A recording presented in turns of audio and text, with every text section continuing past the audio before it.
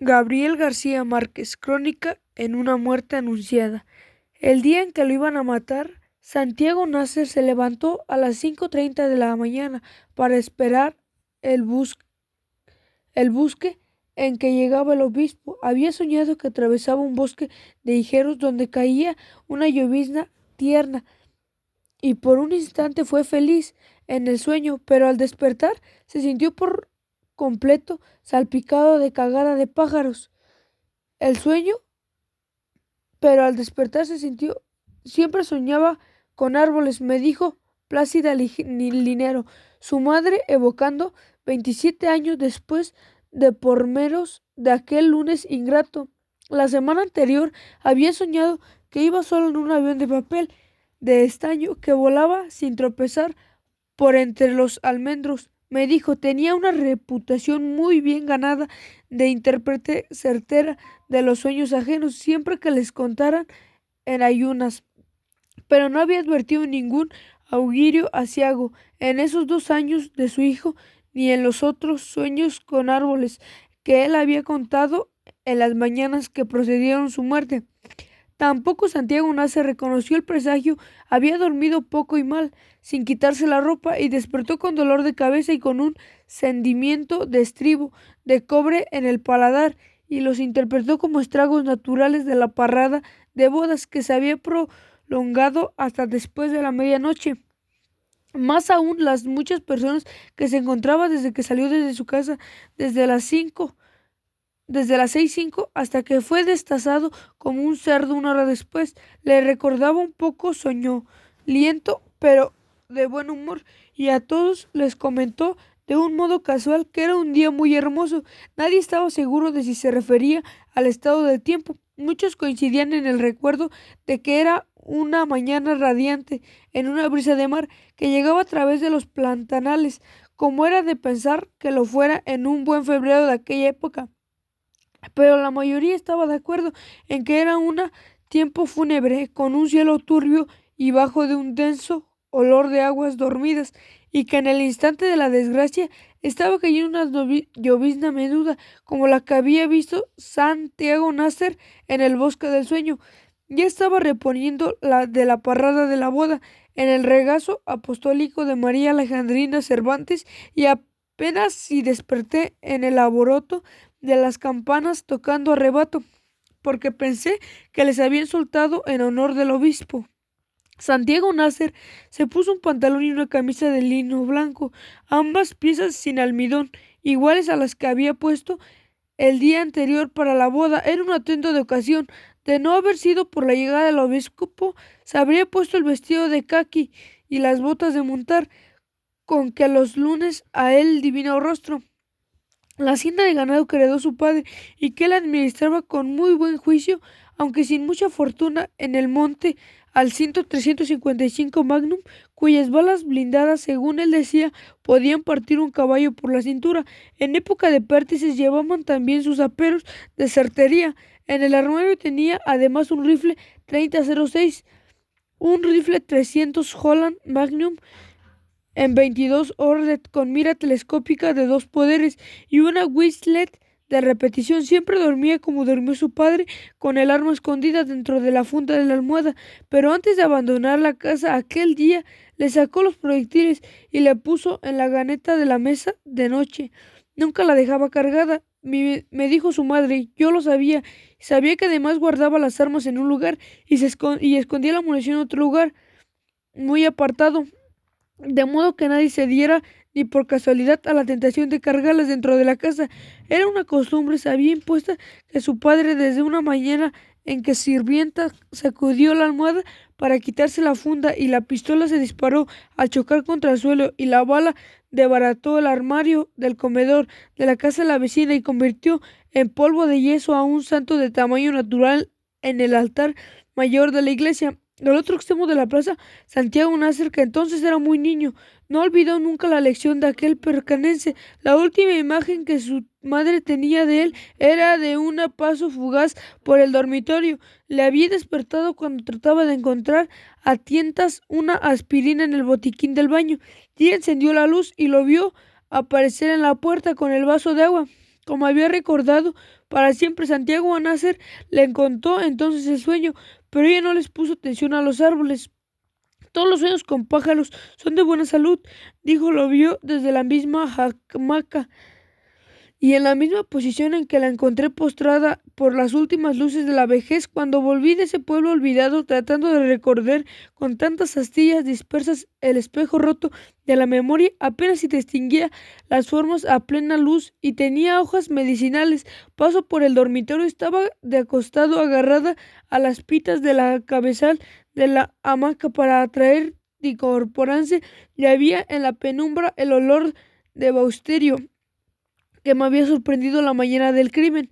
Yo lo vi en su memoria. Había cumplido 21 años la última semana de enero y era esbelto y pálido. Tenía los párpados árabes y los cabellos rizados de su padre. Era el hijo único de un matrimonio de convivencia que no tuvo un instante de felicidad, pero él parecía ser feliz con su padre hasta que éste murió de repente 3 años antes, y siguió apareciendo con la madre solitaria hasta el lunes de su muerte. De ella heredó el instinto de su padre, aprendió muy el dominio de las armas de fuego, el amor por los caballos y la maestranza de las aves de presas altas, pero de él aprendió también las buenas artes del valor y la prudencia. Hablaban en árabe entre ellos, pero no delante en plácida libero, para que no se extinguiera excluida cuando se les vio armados en el pueblo, y la única vez que trajeron sus halcones amestrados fue para hacer una demostración de altanería en un bazar de caridad. La muerte de su padre la había forzado a abandonar los estudios al término de la secundaria para hacerse cargo de la hacienda familiar por sus méritos propios. Santiago Nasser era alegre y pacífico, de corazón fácil. Ni siquiera se bajará del buque, le dijo. Echaré una bendición de compromiso como siempre y se irá por donde vino. Odia este pueblo, Santiago Nasser. Sabía que era cierto, pero los fastos de la iglesia le causaban una fascinación irresistible. Es como el cine, me había dicho alguna vez a su madre. En cambio, lo único que le interesaba de la llegada del obispo era que el hijo no se fuera a mojar en la lluvia, pues lo había oído estornudar mientras dormía. Le aconsejó que llevara un paraguas, pero él hizo un signo de adiós con la mano y salió del cuarto. Fue la última vez que lo vio. Victoria Guzmán, la cocinera, estaba segura de que no había llovido aquel día antes de su muerte. El sol calentó más temprano que en agosto. Estaba así cuando Santiago Nasser entró a la cocina. Siempre se levantaba con cara de mala noche. Recordaba sin amor Victoria Guzmán, divina flor, su hija que apenas empezaba a florecer. Le sirvió a Santiago Nasser un tazón de café cerrado para sobrellevar la carga de la noche anterior. La cocina era enorme, con un cuchillero y la lumbre al máximo, y las gallinas dormidas en las perchas. Tenía una respiración sigilosa. Santiago Nasser masticó otras aspirina y se sentó a beber otros sorbos lentos al tazón de café, pensando despacio y sin apartar la vista a las dos mujeres de distrapan los consejos en la hormiga. A pesar de la edad, Victoria Guzmán se conservaba entera. La niña, todavía un poco mordadas, parecía sofocada con el ímpetu de las glútulas. Santiago Nasser la agarró por la muñeca cuando ella iba a recibirle el tazón vacío. Ya estás en tiempo de desbaratar, le dijo. Victoria Guzmán le mostró el cuchillo ensangrentado. Suéltala, Blanco, le ordenó en serio. De esa agua no beberás mientras yo esté viva. Había sido seducida por Ibrahim Nasser en la plenitud de la adolescencia. La había amado en secreto varios años en los estados de la hacienda y le llevó a servir en su casa cuando se le acabó el afecto. Divina flor, que era hija de un marido más reciente, se había destinado a la calma fugitiva de Santiago Nasser, y esa idea le causaba una ansiedad permutadora. No ha vuelto a ser otro hombre como ese, me dijo, gorda y mustia y rodeada por los hijos de otros amores. Era idéntico a su padre, le replicó Victoria Guzmán. Un mierda, pero no puedo incluir una rápida ráfaga de espanto al recorrer el horror de Santiago Nasser. Cuando ella arrancó de cuajo las entrañas de un conejo y las tiró a los perros. No seas bárbara, le dijo él. Imagínate que fuera un ser humano. Victoria Guzmán necesitó casi 20 años para entender que un hombre acostumbrado a matar animales inermes expresara de pronto semejante horror. La casa era un antiguo depósito de 2 pisos, con paredes de tablones vastos y un techo de cine de 2 aguas, sobre el cual velaban los gallinazos por los desperdicios del puerto. Había construido en los tiempos que el río era tan servicial que muchas barcazas de mar e inclusive algunos barcos de altura se aventuraban hasta aquí a través de las cieganas del Esturiano. Cuando vino Ibrahim Nasser con los últimos árabes, el término de las guerras civiles ya no llegaban de susto. Ibrahim Nasser le compró cualquier precio a una tienda de importación, nunca puso, y solo cuando se iba a casar lo convirtió en una casa, fondo, una cabelleriza para 4 animales, los cuartos de servicio y una cocina vestigialas de las aguas. Lo único que dejó intacto fue el salón, donde la escalera en espiral rescatada de algún náufrago. En la planta alta, donde estuvieron las oficinas de aduana, hizo 2 dormitorios amplios y 5 camarotes para los almendrados de la plaza. En la fachada conservó los bolillos torneados, conservó la puerta posterior, solo que un poco más alzada para que pudiera pasar su caballo, y mantuvo en servicio una parte del antiguo muelle. Ocasiones festivas permanecía cerrada y con trancas, sin embargo fue por allí y no por la puerta posterior por donde esperaban a Santiago Nasser los hombres que lo iban a matar, y fue por allí donde él salió a recibir al obispo. A pesar de que debía darle una vuelta completa a la casa para llegar al puerto, nadie podía tener tantas coincidencias funestas. El juez instructor que vino de Victoria Guzmán, por su parte, fue terminante en la respuesta de que ni ella ni su hija sabían que Santiago Nasser lo estaban esperando para matarlo, pero en el curso de sus años admitió que ambas lo sabían. Cuando él entró a la cocina a tomar café, se lo había dicho una mujer que pasó después de los 5 a pedir un poco de leche por caridad, y les reveló además los motivos y el lugar donde lo estaban esperando. No le prohibí porque pensé que eran habladas de borracho, me dijo. No obstante, Divina Flor me confesó en una visita posterior, cuando ya su madre había muerto, que ésta no le había dicho nada a Santiago Nasser porque en el fondo de su alma quería que lo mataran. En cambio, ella no la previno, porque entonces era más que una niña asustada, incapaz de una decisión propia. Y se había asustado mucho más cuando él agarró por la muñeca con una mano, se sintió helada y penetra como una mano de muerta. Santiago Nasser atravesó a pasos largos la casa en penumbra, perseguido por los bandidos de júbilo del buque obispo. Divina Flor se le adelantó para abrir la puerta, tratando de no dejarla alcanzar por entre las jaulas de pájaros dormidos del comedor, por entre los muebles de mimbre y las macetas de lechos colgados de la sala, pero cuando quitó la tranca de la puerta no pudo evitar la mano del gavilán carnicero. Me agarró toda la panocha, me dijo Divina Flor. Era lo que hacía cuando me encontraba sola por los rincones de la casa, pero aquel día no sentí el susto de siempre, sino unas ganas horribles de llorar. Se apartó para dejarlo salir y a través de la puerta entreabierta vio los almendrones de la plaza nevados por el resplandor del amanecer, pero no tuvo valor para ver nada más. Entonces acabó el pito del buque y empearon los cantos del gallo.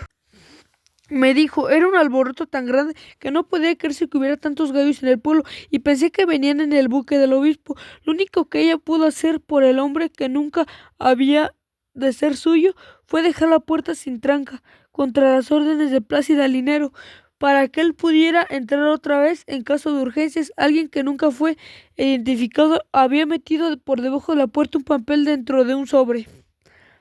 Habían dado las 6 y aún no seguían encendidas las luces públicas en las ramas de los almendrones, y en algunos balcones estaban todavía las guirnaldas de colores de la boda, y hubiera podido pensarse que acababan de cargarlas en honor del obispo, pero la plaza cubierta de baldosas hasta el atrio de la iglesia donde estaba el tablado de los músicos parecía un mulador de botellas vacías y toda clase de desperdicios de la parrada pública. Cuando Santiago Nasser dio de su casa, varias cosas corrían hacia el puerto, aprendidas por los marineros del buque. El único lugar abierto en la plaza era una tienda de leche a un costado de la iglesia, donde estaban los 2 hombres que esperaban a Santiago Nasser para matarlo. Eran gemelos, Pedro y Pablo. Tenían 24 años y se parecían tanto que costaba trabajo distinguirlos. Eran de catadura, empezaba, pero de buena idea si no decía el suminario. Yo que los conocía desde la escuela primaria hubiera escrito lo mismo. Esta mañana llevaban todavía los vestidos de paño oscuro de la boda demasiado gruesos y formales para el calibre y tenían el aspecto devastado por tantas horas de mala vida, pero habían cumplido con el deber de afeitarse, aunque no habían dejado de beber desde la víspera de la parranda. Ya no estaban borrachos al cabo de 3 días, sino que parecían sonámbulos desvelados. Se habían dormido con las primeras horas del amanecer. Era su primer sueño desde el viernes. Apenas se habían despertado con el primer abrigo del buque de Santiago Nasser salió de su casa. Ambos agarraron entonces el rollo de periódicos y Pedro Vicario empezó a levantarse. La escuela de monjas atravesaron la plaza en ese momento, trotando en desorden con sus uniformes de huérfanas. Plácido Linero tuvo razón. El obispo no se bajó del buque. Había mucha gente en partes. Se veían los guacales de gallos bien cebados que le habían regalado al obispo, porque la sopa de crestas era un plato predilecto en el muelle de carga. Había tanta leña arrumada que el buque habría necesitado por lo menos 2 horas para cargarla, pero no se detuvo. Apareció en la vuelta del río, rezando como un dragón. Entonces la banda de músicos empezó a tocar el himno del obispo, y los gallos se pusieron a cantar en los vocales y alborotando a los otros gallos del pueblo. Por aquella época los legendarios buques de rueda, alimentados con leña, estaban a punto de acabarse, y los pocos que quedaban en servicio ya no tenían pianola ni camarotes para la luna de miel. Apenas si lograban navegar contra la corriente, pero este era nuevo y tenía 2 chimeneas en vez con la capetú del barco de mar. En la baranda superior, junto al camarote del capitán, iba el obispo de sótana blanca con su séquito de españoles. Estaba haciendo que el silbato del buque soltó un chorro de vapor a presión al pasar al frente al puerto y dejó ensopados a los que estaban cerca de la orilla. Fue una lesión fugaz. El obispo empezó a hacer la señal de la cruz en el aire a la gente del muelle, y después siguió haciéndola en memoria, sin malicia ni inspiración, hasta que el buque se perdió la vista y solo quedó en el alboroto de los gallos. Así era mi matrimonio, dijo, no les alcanzará la vida para contarlo. Mi hermana sintió pasar el ángel, pensó una vez más que era la buena suerte de Flora. Miguel tenía tantas cosas en la vida y que iba a tener además a Santiago Nasser en la Navidad de ese año. Me di cuenta de pronto que no fue una fortuna propia de los 21 años que tengo.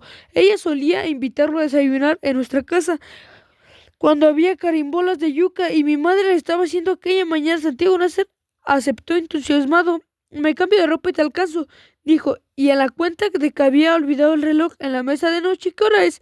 Eran las 6:25. Santiago Nasser tomó el brazo a Cristo Bedoya y se lo llevó hacia la plaza. Dentro de un cuarto de hora estoy en tu casa, le dijo a mi hermana. Ella insistió en que fueran juntos de inmediato porque el desayuno estaba servido.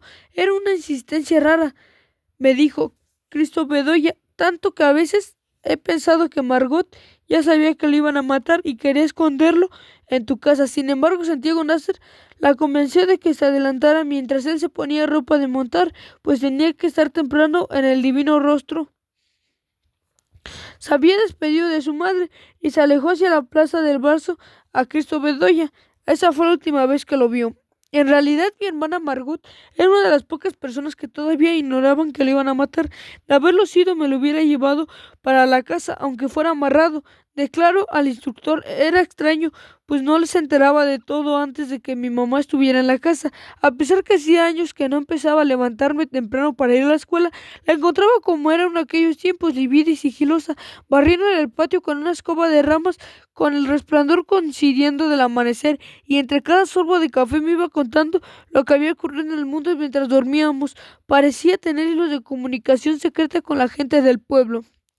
Nuestra casa estaba lejos de la plaza grande, en un bosque de mangos frente al río. Mi hermana Margot había ido hasta el puerto caminando por la orilla, y la gente estaba en nuestra casa. Estaba lejos de la plaza grande.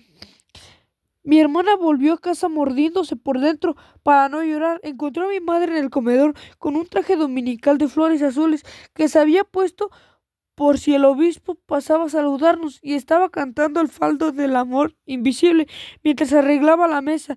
Mi hermana notó que habían puesto más de costumbre. Quítalo, dijo mi hermana. Entonces le contó, pero fue como si ya lo supiera, me dijo. Fue lo mismo que de siempre que uno contarle. Llegué a la mitad, ya que ella sabía cómo terminarla. Aquella mala noticia era un nudo cibrado para mi madre. A Santiago Nasser le habían puesto ese nombre por el nombre de ella, y era además su madrina de bautizo, pero también tenía un parentesco de sangre con Pura Vicario, la madre de la novia de vuelta. Sin embargo, no había acabado de escuchar la noticia cuando ya se había puesto los zapatos de tacones y la mantilla de iglesia, que solo usaba entonces para las visitas de pésame. Mi padre había oído todo desde la cama, apareció en pijama en el comedor y le preguntó a mi hermana que dónde iba, a prevenir a mi compadre Plácida. Ella contestó, no es justo que todo el mundo sepa que lo van a matar al hijo y que ella será la única que no sabe. Tenemos tantos vínculos con ella que los vicarios, dijo mi padre, hay que estar siempre de parte del muerto. Dijo ella, mis hermanos menores empezaron a salir de los otros cuartos. Los más pequeños hizo caso. Por una vez en la vida ni le prestó atención a su esposo. Eran cuatro, el padre, la madre y dos hermanas perturbadoras. Llegaron en un Forte con placas oficiales cuya bocina de plato alborotó las calles de la mañana. Hablaba el castellano, todavía atravesaba de papiamento. Habían sido proclamadas hermanas acabadas de florecer. Parecían dos potrancas sin sorriesgo, pero las civiles del siglo anterior y una de las glorias mayores del régimen conservador por haber puesto en fuga al coronel Aureliano Buendía en el desastre de Tucurinda. Mi madre fue la única que no fue a saludarlo cuando supo quién era. Me parecía muy bien que no se casaran, me dijo, pero una cosa era eso y otra era muy distinto, era darle la mano a un hombre que ordenó por la espada a Geriondo Márquez. Desde que se asomó por la ventana del automóvil saludando con el sombrero blanco, todos lo reconocieron por las formas de sus retratos. Llevaba un traje de lienzo color de trigo, botines de corbotán con los cordones cruzados. Era Ángela Vicario. ¿Quién no quería casarse con él? Me parecía demasiado hombre para mí, me dijo además Bayardo San Román. No había intentado Vicario, nunca se olvidó del horror de la noche en que sus padres y sus hermanos mayores, con sus maridos reunidos en la sala, le impusieron y lo mantuvieron al margen. Nos pareció que eran las vainas de mujeres, me dijo dignidadamente por la modestia que no tenía derecho a despreciar aquel premio del destino. Ángel Vicario se atrevió apenas a estudiar al conveniente de la falta de amor, pero su madre lo demolió con una sola frase: también el amor se aprende. El viudo de Hughes le explicó con una buena educación a la antigua que los objetos de la casa habían sido comprados por la esposa en una sola vida de sacrificios y que para él seguían siendo como parte de ella. Hablaba con él alma en la mano, me dijo el doctor Diosino, y Guarán, que estaba jugando con ellos, y seguro que prefería morirse antes que vender la casa donde había sido feliz durante más de 30 años. De acuerdo, dijo. Entonces véndeme la casa vacía, pero el viudo se defendió hasta el final de la partida. Al cabo de 3 noches, ya mejor preparado, Bayardo San Román volvió a la mesa de dominio. Viudo, empezó de nuevo. ¿Cuánto cuesta la casa? No tiene precio. Diga uno cualquiera. Lo siento, Bayardo, dijo el viudo, pero ustedes los jóvenes no entienden los motivos del corazón. Bayardo San Román no hizo una pausa para pensar. Digamos, 5,000 pesos, dijo. Juega limpio, le replicó el viudo con la dignidad alerta. Esa casa no vale tanto. 10,000, dijo Bayardo Román, ahora mismo con un billete encima del otro. El viudo lo miró con los ojos llenos de lágrimas, lloraba de rabia. Me dijo, imagínate semejante cantidad al alcance de la mano y no tener para decir. Se negó sin vacilación de la cabeza. Entonces hagamos un último favor, dijo Bayardo Román. 5 minutos después, en afecto, volvió al club social de las alforjas enchapadas de plata y puso sobre la mesa 10 gaballinas de billetes de Ford, todavía con las bandas impresas del Banco del Estado. El viudo de Hughes murió después de 2 años. Se murió de eso, decía el dolor digno. Estaba más sano que nosotros, pero cuando uno lo insultaba, se le sentían borbonitados las imágenes dentro del corazón, pues no había sido el único que había vendido la casa. No era lo único, era lo que tenía dentro, sino lo que pidió a Bayardo San Román para que fuera pagado, fue lo que pidió poco dinero. Le obedecí a ciegas, me dijo, porque me habían hecho creer que eran expertas en chanclutos de hombres. Le aseguraban que todas las mujeres perdían la virginidad en accidentes de la infancia. Le insistieron que aún los maridos más difíciles se resignaban a cualquier cosa, siempre que les asustados a la noche de bodas eran incapaces de hacer nada sin la ayuda de la mujer, y a la hora de la verdad no podían responder de sus propios actos. Lo único que creen es lo que se ven de la sábana, le dijeron, de modo que le pudieran exhibir en su primera mañana recién casado, abierta al sol en el patio de su casa, la sábana de hilo con la mancha de honor. Se casó con esa ilusión. Bayardo San Román, por su parte, debió casarse con la ilusión de comprar la felicidad con el peso descomunal de su poder y su fortuna. Empezado a Pedro Picario, entonces se fue al servicio militar. Su hermano gemelo aprendió el oficio matarife. El interior de la casa alcanzaba apenas para vivir. Por eso las hermanas mayores trataron de pedir una casa prestada. Cuando se dieron cuenta del tamaño de la fiesta, imagínate, dijo Ángela Picario, habían pasado años siempre en nuestras casas de que nuestras hijas se casan con el mismo chiquero o no se casan. Así compusieron los pisos y la dejaron tan digna como fue posible para el día de la boda de tanto instrumento. Los gemelos se llevaron los cerdos por otra parte y sanearon la porqueriza con Calvina, pero aún así les iba a faltar un espacio vacío. Al final, por diligencias de Bayardo San Román, tumbaron las cercas del patio, pidieron prestadas para bailar las casas contiguas y pusieron mesones de carpinteros para sentarse a comer bajo la fonda de los tamarindos. Ocuparme el día siguiente de que no los hubiera. En el trayecto de la iglesia a la casa de vicario, sacó la cuenta de las guirnaldas de colores con que adornaban las calles, calculó el precio de la música y los cohetes, hasta que la granizada de recién casados hicieron la boda ronda del patio. Bayardo San Román se había hecho muy amigo, nuestro amigo de tragos, como se decía entonces, y parecía muy arraso, ensopado de sudor. Había sido asumido de pronto su cara de mujer casada. Santiago Mursal calculaba y se lo dijo a Bayardo San Román. Le dijo que entendió como una preeminencia. Mi madre había enseñado nunca se debe de hablar de plata delante de la otra gente, me dijo Bayardo San Román.